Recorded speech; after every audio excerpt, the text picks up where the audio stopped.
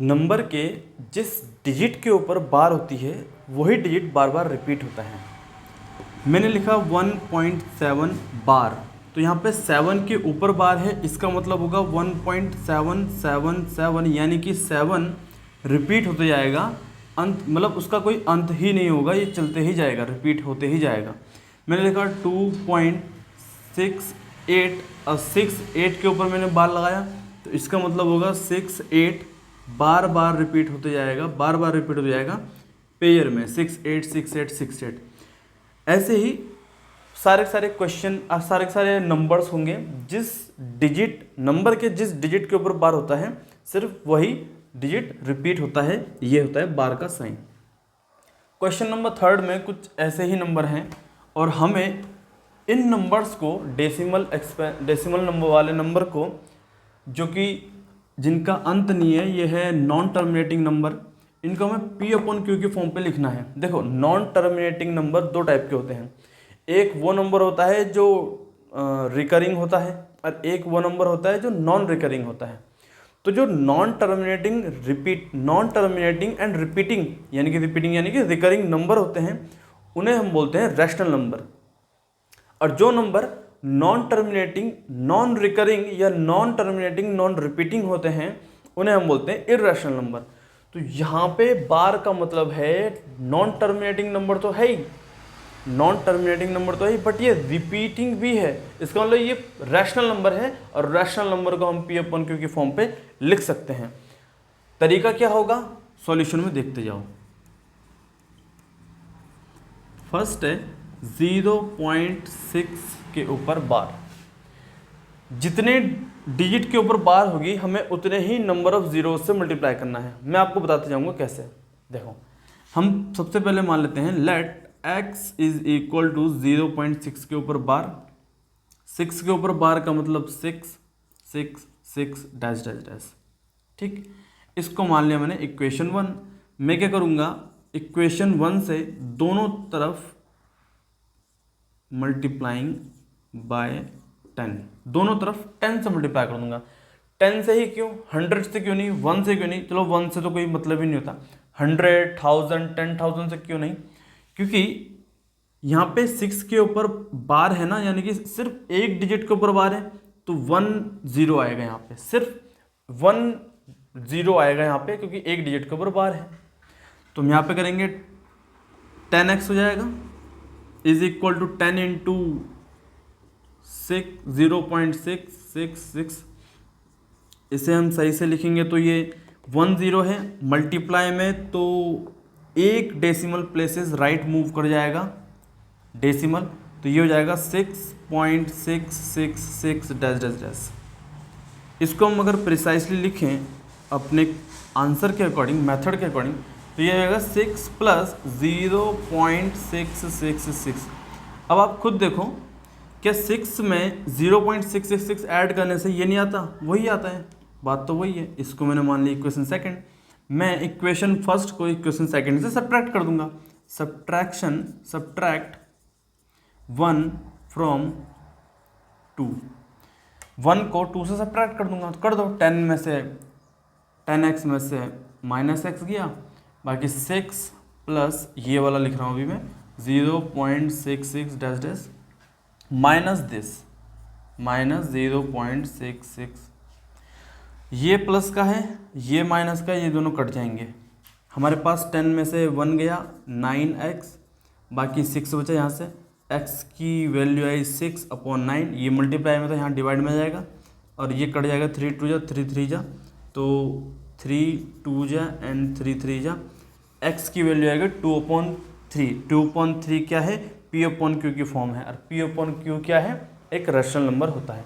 पहला तो हो गया प्रूफ। अब दूसरे पे चलते हैं। दूसरा है हमारे पास 0.47 और 7 के ऊपर बार है। देखो, यहाँ पे कहने को तो एक नंबर, एक डिजिट के ऊपर बार है, बट यहाँ पे हमें थोड़ा एक्स्ट्रा एफर्ट लगाना पड़ेगा, क्योंकि यहाँ पे उसके आगे जो नंबर है ना, उसके ऊपर बार नहीं है। डेसिमल के बाद अगर सारे नंबरों में बार आ जाए, जितने भी हो, 4 हो 5 हो, तो हम डायरेक्ट इस मेथड से कर सकते हैं। इसमें हमें थोड़ा सा और एफर्ट लगाना पड़ेगा, हमें तोड़ना पड़ेगा नंबर्स को। पहले तो हम मान लेते हैं कि let x is equal to 0.47 के ऊपर बार, ठीक है, ये इक्वेशन 1 मान लेते हैं। 7 के ऊपर बार यानी कि 777 लिख देता हूं मैं, 7 7 7 डैश डैश डैश। अब मैं इक्वेशन 1 को 10 से मल्टीप्लाई कर देता हूँ, मल्टीप्लाइंग बाय 10, तो ये हो जाएगा 10x is equal to 1 point जो है डेसिमल जो है एक डिजिट राइट साइड खिसक जाएगा, यानी कि ये हो जाएगा 4.777 डैश डैश। इक्वेशन सेकंड मान लेते हैं इसको, ठीक। अगेन मुझे फिर 10 से मल्टीप्लाई करना पड़ेगा, ठीक। क्यों करना पड़ेगा? क्योंकि यहाँ से हमारा ये वाला मेथड शुरू होगा। कैसे, देखो बताता हूँ। इसको मैं ऐसे लिख सकता हूँ 4 प्लस 0.777 यानी कि 0.77 यानी कि ये हो जाएगा 7 के ऊपर बार। पॉइंट के बाद कोई ऐसा नंबर नहीं है जिसके ऊपर बार नहीं है, डायरेक्ट ऐसे नंबर है, यानी कि पॉइंट के बाद कोई ऐसे नंबर नहीं, ऐसे डिजिट नहीं है कि एक के ऊपर बार है और एक के ऊपर बार नहीं है। पॉइंट के बाद जितने भी, अब एक आए, दो आ रहे, जितने भी आ रहे हैं, इसके ऊपर बार है, तो हम डायरेक्ट यहाँ पे अप्लाई कर सकते हैं वो वाला। बट ये दोनों नंबर एक साथ लेकर, क्योंकि हमें अभी 10 से मल्टीप्लाई करना है। देखते जाओ, इक्वेशन 2 ये थी। अब मैं क्या करूँगा, अगेन 10 से मल्टीप्लाई करूँगा, मल्टीप्लाइंग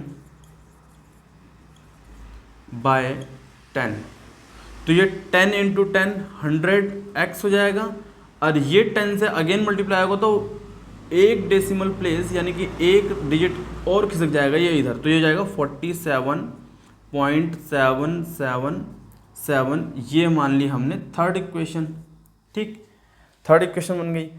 अब मुझे 47.777 को कुछ इस तरह से तोड़ना है कि जो मैं इसको इसके किसी दो नंबर के सम में लिख सकूं।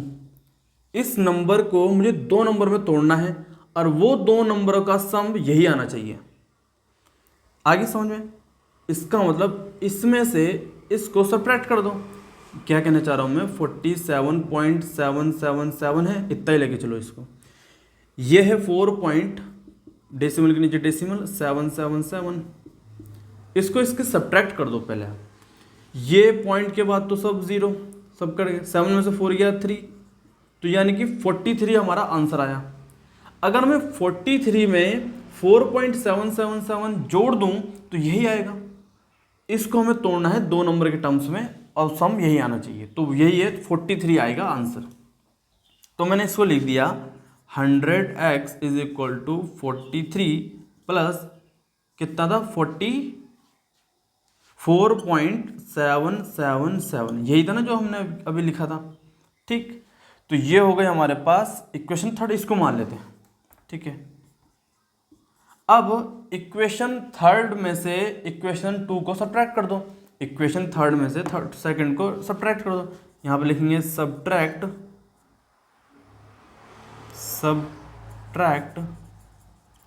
सेकंड फ्रॉम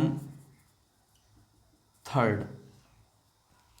सो थर्ड का LHS है 100x, सेकंड का LHS है 10x, सब्ट्रैक्ट कर देंगे 43, ये लिख देंगे पहले 43 plus 4.777 minus 4.777 minus 4.777।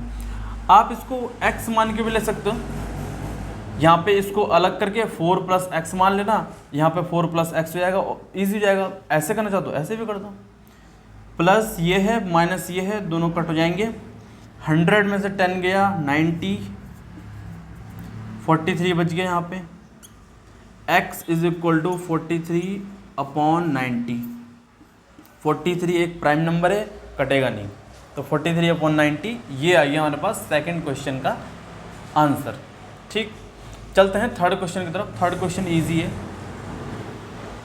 Third question में देखो पॉइंट के बाद डायरेक्ट बार है, कोई ऐसा नंबर नहीं जिसके ऊपर बार नहीं है और दूसरे नंबर में बार है, दूसरे डिजिट में बार है, तो इसको हम डायरेक्ट कर देंगे। ये इतना झंझट लेने की जरूरत नहीं होगी हमें।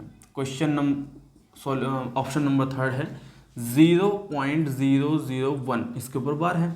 तो मैं मान लेता हूँ इसको x इज इक्वल टू 0.001 के ऊपर बार।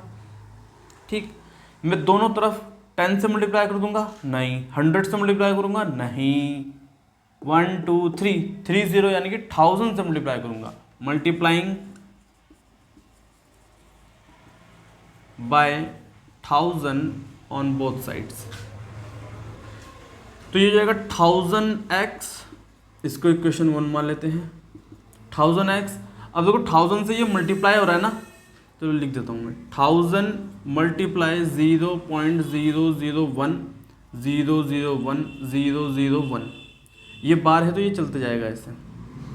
फिर से लिखूंगा 1000x is equal to 1 2 3 multiply हो रहे हैं 1 2 3, ये डेसिमल 1 2 3 यहाँ आ जाएगा यहाँ पे, तो ये लिखूंगा मैं 1.001 यानी कि 1.001 उसके ऊपर बार। ठीक, तो मैं इसको कैसे लिख सकता हूँ, और दूसरे तरीके से मैं इसको ऐसे लिख सकता हूँ 1000x is equal to 1 plus 0.001 के ऊपर बार। लगाना चाहो तो लगा लो। ठीक, इस इक्वेशन को मान लेते हैं हम सेकंड। अब 1 को सेकंड से सब्ट्रैक्ट कर दो, ये तो डायरेक्ट ही है। Subtract 1 from 2